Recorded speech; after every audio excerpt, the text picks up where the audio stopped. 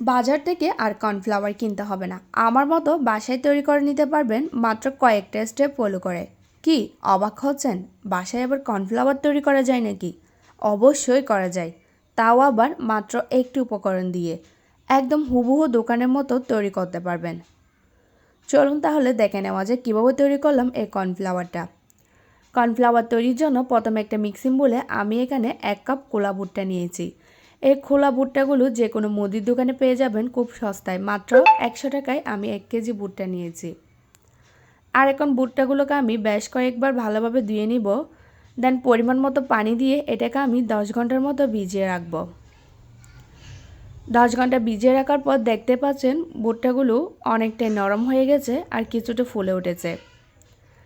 এখন আমি একটা স্ট্রেনার নিয়ে নিচ্ছি, তারপর একটা ব্লেন্ডার জারে নিয়ে ভুট্টাগুলোকে আমি ব্লেন্ড করে নিব। ভুট্টাগুলো ভিজিয়ে রাখার কারণে অনেকটা নরম হয়ে গেছে, সেজন্য ব্লেন্ড করতে খুব একটা সময় লাগবে না। একটু পানি দিয়ে ভুট্টাগুলোকে আমি ব্লেন্ড করে নিয়েছি, তবে কিন্তু এটা একদম মিহি ব্লেন্ড হবে না, একটু চুবা চুবা থাকবে। আপনাদের একটু ক্লোজ থেকে দেখিয়ে দিচ্ছি, দেখছেন এটা কতটা চুবা চুবা রয়েছে। আর এখন আমি ভুট্টার পেস্টের মধ্যে 2 কাপ পানি দিয়ে দিচ্ছি, আর পানির সাথে ভুট্টার পেস্টটা খুব ভালোভাবে মিশিয়ে নিব। মেশানোর পর চলে যাচ্ছি নেক্সট স্টেপে।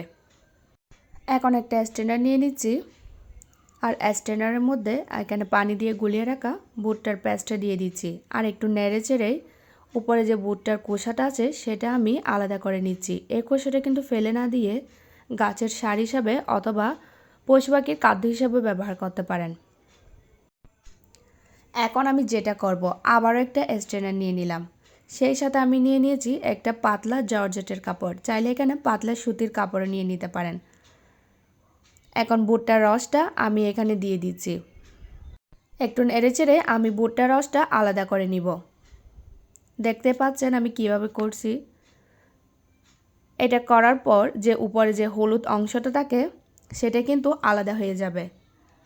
আর এখন যেই পানিটা রয়েছে সেটা কিন্তু আমাদের কাজে লাগবে। এখন ঢাকনা দিয়ে রেখে একদম ঘড়ি ধরে 2 ঘন্টা এটা আমি ফ্রিজে রেখে দিব। উপরে যে পানিটা রয়েছে ওটা আমি অন্য একটা বাটিতে নিয়ে নিচ্ছি। পানিটা ফেলে দেওয়ার পর দেখতে পাবেন নিচে একদম ঘনে তকতকে কিছুটা পেস্ট রয়েছে, এটাই হচ্ছে আমাদের কর্নফ্লাওয়ার।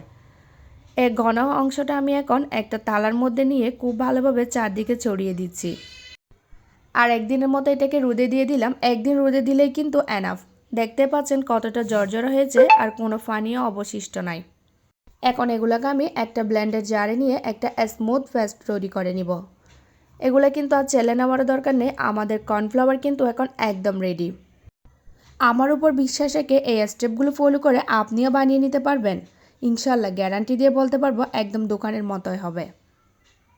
তো কেমন লাগলো আমার আজকের ভিডিওটা অবশ্যই কমেন্টে জানিয়ে যাবেন। যদি আমার ভিডিওটা ভালো লেগে থাকে লাইক কমেন্ট শেয়ার করতে ভুলবেন না।